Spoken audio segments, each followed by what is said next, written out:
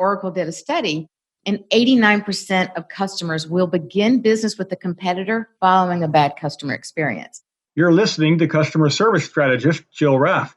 If you're tired of losing customers to competitors and want to make more money, a better customer service strategy should be part of your business plan. And you're going to hear how to improve your customer service right now because Jill is today's guest on Solopreneur Success. Welcome to the Solopreneur Success Podcast, where successful business owners gather to share true stories and sound advice to help you start and grow your own solopreneur business. Come soar with us and design the life you love. Now, here's your host, Steve Combs. Well, hello, solopreneurs. You know it's easier to get a return visitor, a return customer by offering a great experience than it is to get a brand new customer, right? So did you know there's actually a process to help make that happen? Today, we're going to learn all about that from Jill Raff, who is a customer experience strategist and a world leader in helping companies craft wonderful experiences for their customers. And I can't wait to hear exactly how her knowledge is going to help me implement this. And so I want to encourage you to listen carefully, take some notes. We're going to get this in the show notes, and we're going to have a great conversation today. Jill, welcome to the show. Thank you, Steve. It's great to talk to you and your listeners. I'm glad to have you on. Now, you call yourself a customer experience strategist, but I'm not sure that everyone knows exactly what that means. So what is that, and how did you get started down this line of work anyways? So I use the term strategist, which I think might be the word that people may not understand, more than just like a consultant, because strategy is more about really looking at what your unique problem is, looking at the multiple methods to approach it, not just tactics, which are cheap and temporary, but really strategize, really think about it from an intellectual point of view, from an information gathering point of view, and really strategizing what's going to be best for your business specifically. And even though I do use the same framework that I've created, which comes from my years of experience across multiple industries, we actually hone it in to see what's right for your business. And, being a solopreneur, or even if maybe you have a couple of VAs, virtual assistants, or someone who helps from time to time, anyone who touches your business, it's really important that they understand where you're coming from, what you want, because they're representing you. So that's where the strategy comes from. Right, but you actually have a long history doing this. And I know a little bit about your story, but I'd love for you to share with our listeners. What is that story? How did you first get into this whole idea of crafting a better customer experience? Sure. Well, I was very fortunate, Steve, to grow up with two parents who in the late 50s, the concept of entrepreneurship really didn't exist.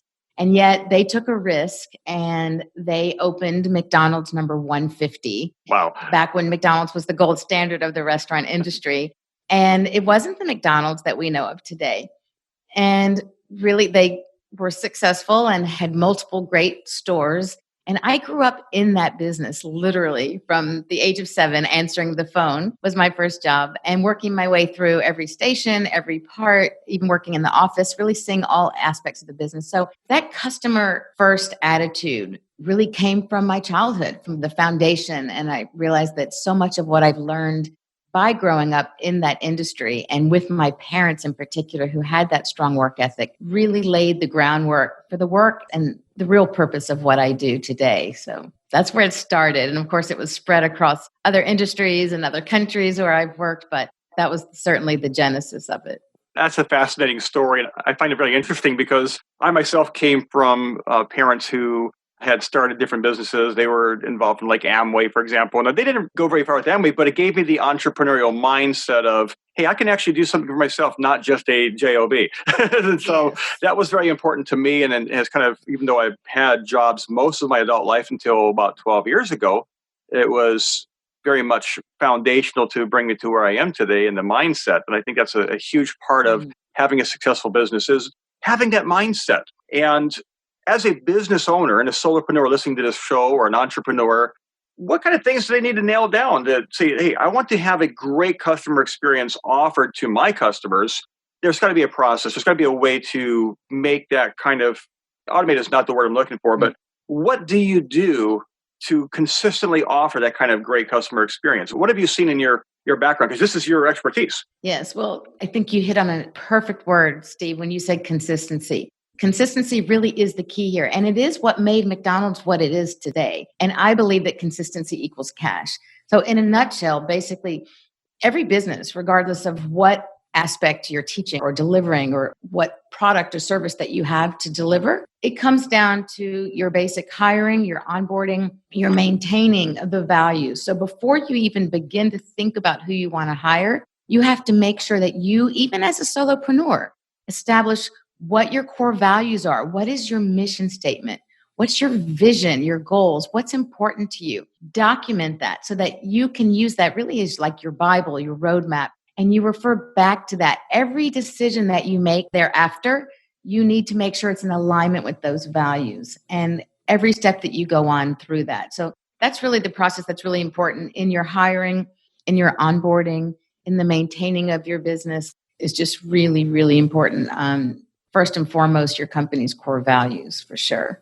Well, there's two things you said there that I really love, and I have so many questions for you, but I want to kind of just point a couple of things out. One thing, I love what you just said, consistency equals cash. That's a great little, easy to remember wording, but that's true. If you offer an inconsistent customer experience, you're going to have inconsistent return customers. They're probably not going to come back as often as you would like them to.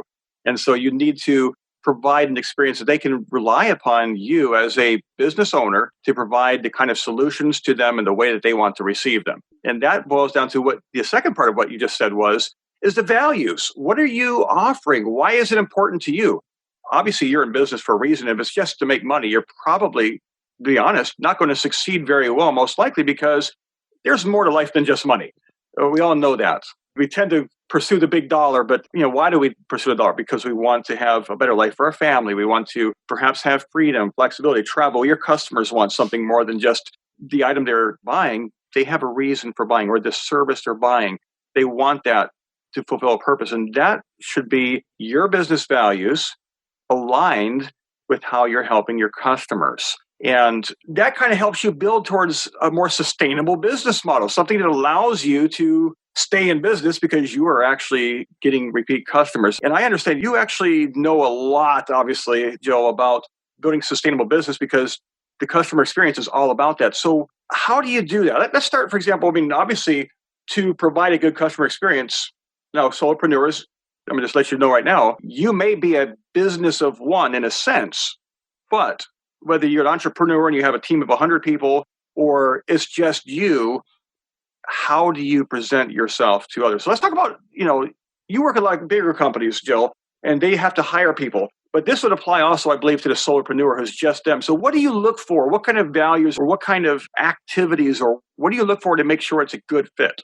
You touched on a really important point because even as a solopreneur, if you want to grow your business at any point in time, you have to have other people help you out. And even if they're not full-time employees, anyone who touches your business. So maybe it's an accountant, maybe it's a virtual assistant, maybe it's someone who helps you with doing graphics or layouts. There's a multitude of things that we need, even as a solopreneur, to be successful.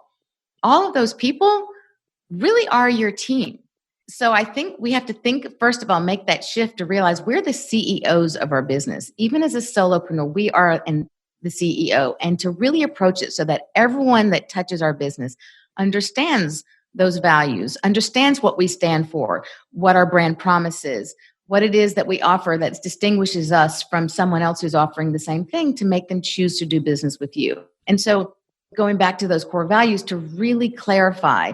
And so it doesn't matter, the hiring, you're still hiring people along the way to help you. I know because I've done so many things where I'm a solopreneur.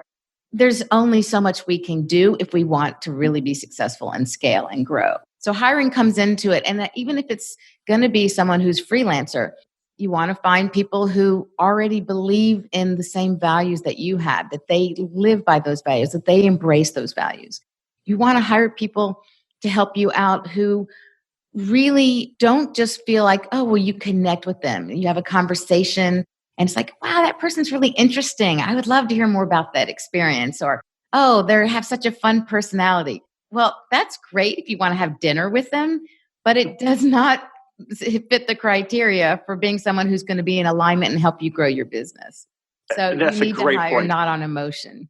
Yes. And I would say that that's even more important, I would say, for startup entrepreneurs. We tend to look right in our immediate family, our close circle of friends, and they may be great individuals, but not necessarily the right fit for your business and your customers. And that's a terrific point and well taken.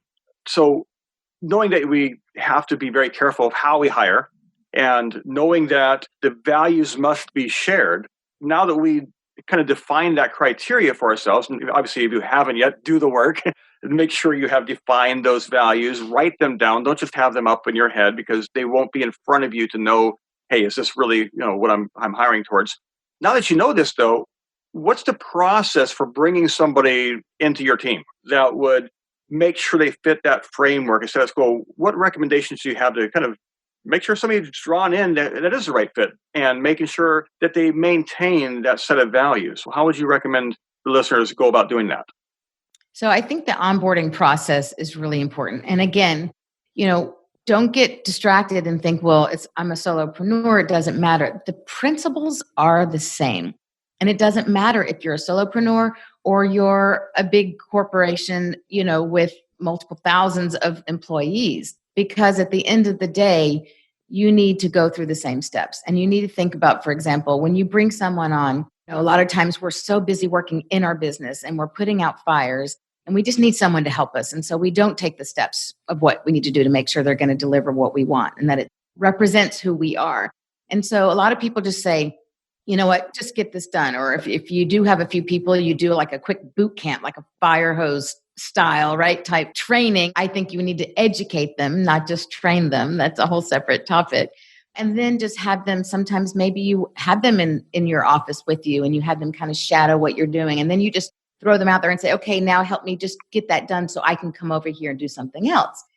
But that's not a model for someone who's going to deliver what you want, who's going to have that retention. You don't want to have to constantly be retraining people over and over or looking for new people to help you.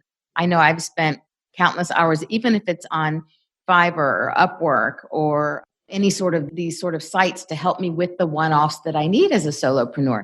It's exhausting and it wastes so much time. So if you can find someone, if you spend the time up front and really develop and let them know that the onboarding process, you're going to educate them to what you need, what you stand for, what you want to say, and how they should act or behave or express themselves that represents you. If you do that up front, you're going to help the retention so that you're not always looking for someone else to replace to help you with. Like I'm doing that now with a videographer, with a VA that I found. It took me some time, but I'm hoping these are people that I have a relationship with that then I can grow with. I don't have to constantly be, turning the wheel and finding new people. That's great. I've heard the term before, hire slow, fire fast. In other words, do your legwork up front, make sure you're hiring the right people. And if they're not a good fit, do you and them a favor and move on quickly, because obviously one bad customer experience. Think about the last time, you have a background at McDonald's. The last time you went through a drive-thru and you had a bad experience, that may be enough to keep you from going there the next few times you go out to a restaurant, just because you don't want to deal with that, because as a customer, you have a certain line of expectations and your customers have expectations. And if you don't fulfill those, or your team doesn't fulfill those expectations, you are going to harm your business. And so that's whether you're a solopreneur and you're hiring a VA or a videographer or whoever, voiceover talent, whoever it is that you work with, that's going to have a direct impact on the customer experience that you are providing to your customers. And so do your due diligence. I'll say another benefit that I don't know, Jill, maybe you mentioned this or maybe I overlooked it, but when you hire slow and you're developing those criteria, you're also making it easier on yourself because you're documenting what you're exactly looking for. And if that person doesn't work out, the next time you hire somebody for that role, you're going to go through it much faster the second time or the third time or the fourth time, because you've already defined exactly what you're looking for. The second reason you may want to do that is because by defining that role, you also have a benchmark to tell, are they fulfilling the criteria you set for the person you hired? And so you can have a check and say, okay, are you actually fulfilling what I need you to do? And if they're not, maybe you didn't define it clearly or you didn't communicate it clearly, or maybe they're not the right fit for your business.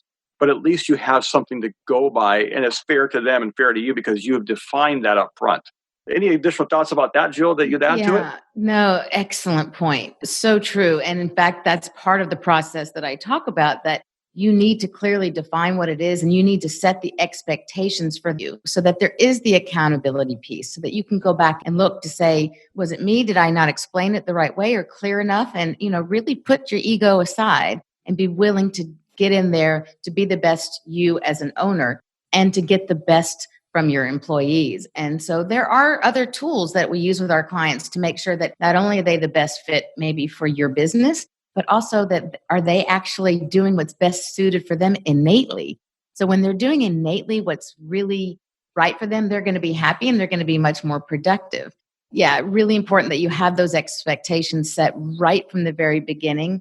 And then there's accountability, you to them and they to you. It's super important. Yes. Again, I want to sort of commend what you just said about innately.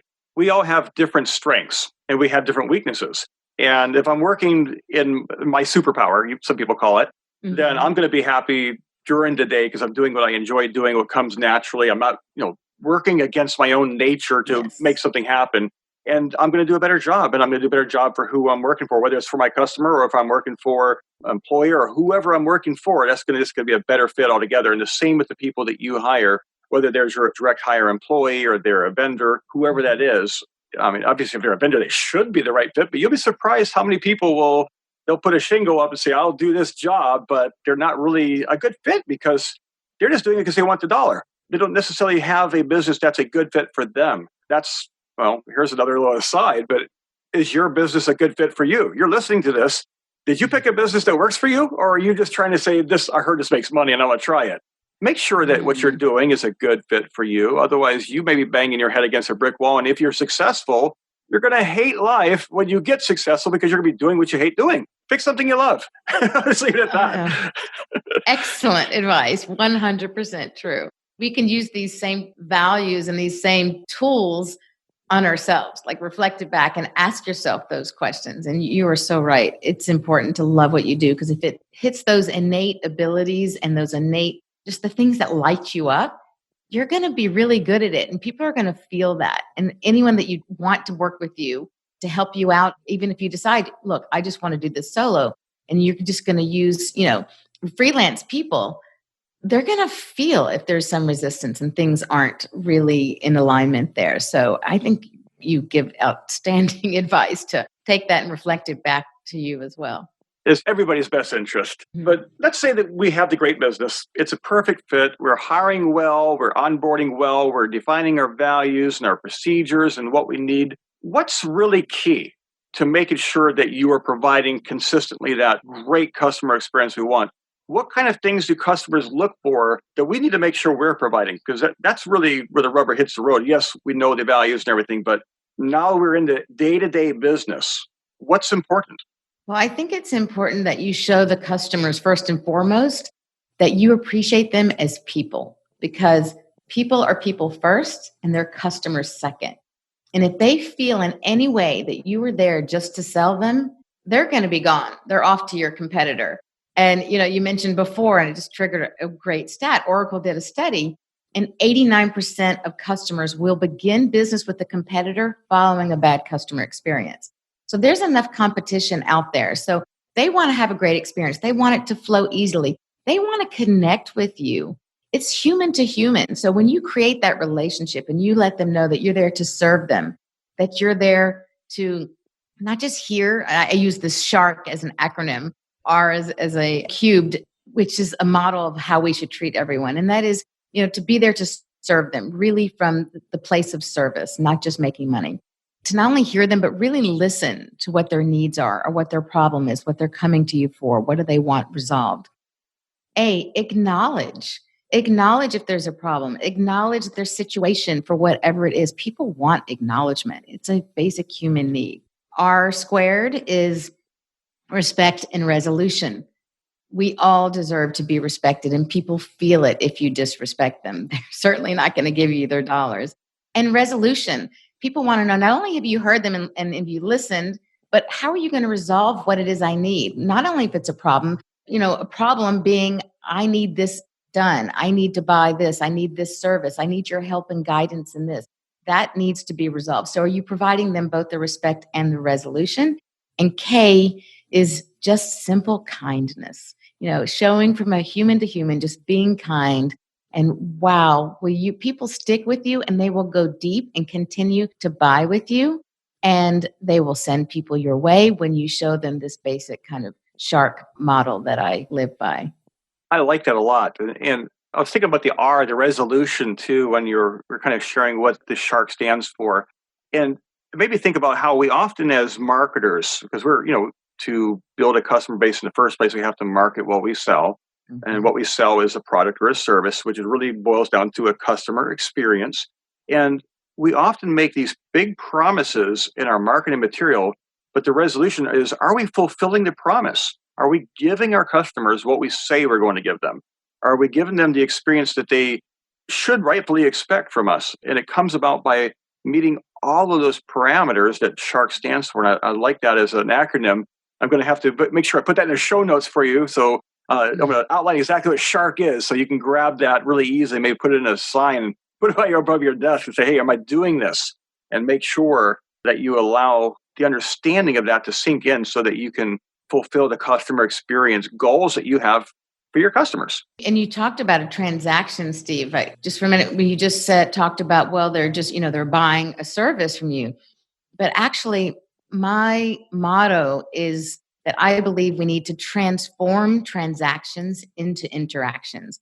And as you said, a transaction is really just a cold exchange of goods and services for money, right? It doesn't take that human element into it. An interaction is what we all should aim for. And that is creating that relationship, creating that connection, not just selling them something, but to actually maintain that deeper customer value to you because you value them as people, because you've created the interaction and it's not just a cold transaction. Excellent point and well taken, because you may get the transaction the first time, which is, the one-time sale. But if you want to build a relationship, you have to move into a new realm beyond just the one-time exchange. And I love what you said earlier about the Oracle stat too. I just want to bring up again, that's 9 out of 10 of your customers. They have a bad experience. You're chasing them away to your competitors. Do you really want that? Yeah, that's how important it is that you provide a great customer experience. And, I don't know how well I do sometimes. I think sometimes I could offer a better customer experience. I know that as a podcast host about solopreneur success, I coach people. And yet at the same time, I believe there's always room for improvement. We can always look at what are our processes? What can I do better? And I think it would be important for any of us that want to be successful, highly successful at delivering a strong customer experience to our customers to build in a kind of a regular check. Am I providing what it takes? This is why you get the surveys at the bottom of your receipt. I've got a survey receipt here next to me on the desk here. I went to the Dunkin's earlier and they're asking me in exchange for a donut, what was my experience like? And are they using that information? And I'm asking the listener, are you actually using the information that you have from your customers or even asking in the first place? Right. I think most people don't ask. And sadly, Steve, I think most people don't want to know. A lot of times people don't want to hear it. And I think that when we have a disgruntled customer, we certainly want to know about that up front so that we can make it right so they don't go onto Yelp or tell their friends all the bad, negative stuff. We want to figure out, from my real estate business, one of the things that we were trained is before, when you're finishing, in that case, ironically, it's called a transaction, which to me, raises some red flags because I'm not a transactional agent. I'm about the interaction, the relationship. But, have I earned a 5-star review? And if I haven't, what are you unhappy with? And what can I do now to change it and make it right for you? We don't want to close out our business together with it being bad. And again, something else you said triggered the thought of what everyone deserves. And I call it a celebrity customer experience. And so I think I would say to solopreneurs, if you had a celebrity suddenly call or write to you and want to engage with you and take your services or your products you're selling, how would you treat them? I am sure you would make sure everything is incredible because celebrities get this top service no matter what. And guess what? Their dollar is worth the same as anyone else's dollar in the bank at the end of the day, right? So give everyone a celebrity customer experience. Let them know that you really care. Pamper them. Take care of them all the same way, regardless of one small business, one small job to a really large project. And I would add to that also something you mentioned earlier, and that is, find out as soon as you can if they have something that's potentially a negative experience, because if you could transform that into a positive, what you've just done is you've just shown that your customer matters to you, their experience matters to you, and what was a bad experience could literally transform them into a lifelong customer by handling it well. And I've seen it happen again and again. It's happened with me. I've seen it happen with others. This week, I was on a website reviewing a product I was going to buy, and a fascinating review I read was somebody who said, I bought 3 of this item I was looking at, and I also bought this other item from the same company, and it didn't fulfill my expectations, but I called them up and they immediately took care of it. They did a great job. I highly recommend it, 5 stars. And that speaks volumes because they had a bad experience that was transformed that they even wrote about on the review. Yes. So, that's powerful. And when you provide that to your customers, you're going to enable them to be a spokesman for your business because you're going to delight them to the point they're going to share that good news with other people. Hey, deal with so-and-so because they're going to treat you right. Yeah, it shows that they matter. And both customers and employees, they all want to know they matter. And I think when you look, when we mess up, everyone messes up. We're human, and that's okay. And people are willing to accept that when they find that the business or the owner has taken ownership of that problem and that they care enough to take the initiative to make it right. And you will actually get more business that way. And what I say is that, when you treat your customers right and you deliver that celebrity customer experience, you are actually gaining your customers as your marketing sales force, your free marketing sales force. That won't cost you any more, not 1 penny, because you're treating them right from the beginning. And it's the universal law of reciprocity. They will be happy to shout and give you reviews and tell everyone how great their experience was with you when you show them that you care and that they matter. That it's really so basic. That's very true. And Jill, I know we have to wrap up here soon, but I understand you actually have a free resource that our listeners can use to kind of help them make sure they're hitting these important points in their business of customer experience. I was wondering if you could share what that is. It's a free resource, so definitely take advantage of this. So what is that and where can they find it at? Absolutely. Thank you. Yes, it's called the CX Checklist. CX stands for customer experience. And you can find that on my website, which is my name. It's www.jillraff.com/CX checklist. And Raff is R like Robert, AFF like French fry. And so it's jillraff.com/CX checklist. And there's strategies for growing revenue and relationships with intentional client satisfaction. And Steve, if they stick with it, it's not just this one great resource, but I actually continue to give you a lot of really great other additional content and strategies that you can apply to your business to see very quick results. And I'm happy to speak to anyone about what's going on in their business. If I can help in any way, please let me know. Excellent. Jill, thank you so much. And listeners, please take advantage of the checklist. But if you really want to get some hands-on help, I do recommend you reach out to Jill. She's going to be happy to discuss what your business challenges are and goals that you can help provide the customer experience that your customers deserve and that your business will benefit from. So again, reach out to her. Her website again is Jill Raff, www.jillraff.com. And that checklist is at www.jillraff.com/CX checklist. And I will put that in the show notes so you can just click a link if you want to do that. Perhaps you're driving right now. Come back and check that out. We'll make sure that's available quickly for you. And I'll put that shark in the show notes as well so we can make sure you can take advantage of that. Jill, thank you so much for this wonderful conversation. It's been very informative, and I wish you the very best today. Thank you. So much fun. Thanks, Steve. Always great to talk about important things, and you're doing a great job for the solopreneurs. I appreciate you.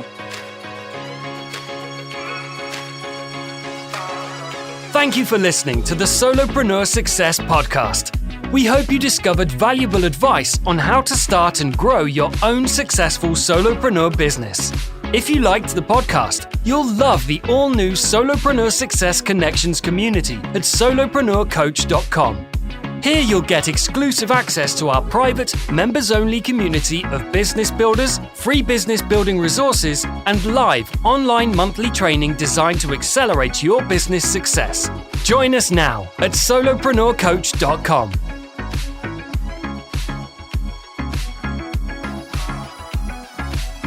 Hey, solopreneurs, it's Steve Combs again. You can find all the show notes for this episode at solopreneurcoach.com/019. And while you're there, make sure to check out the new community, because we're going to have a fantastic training next Wednesday with Mark Everett Johnson.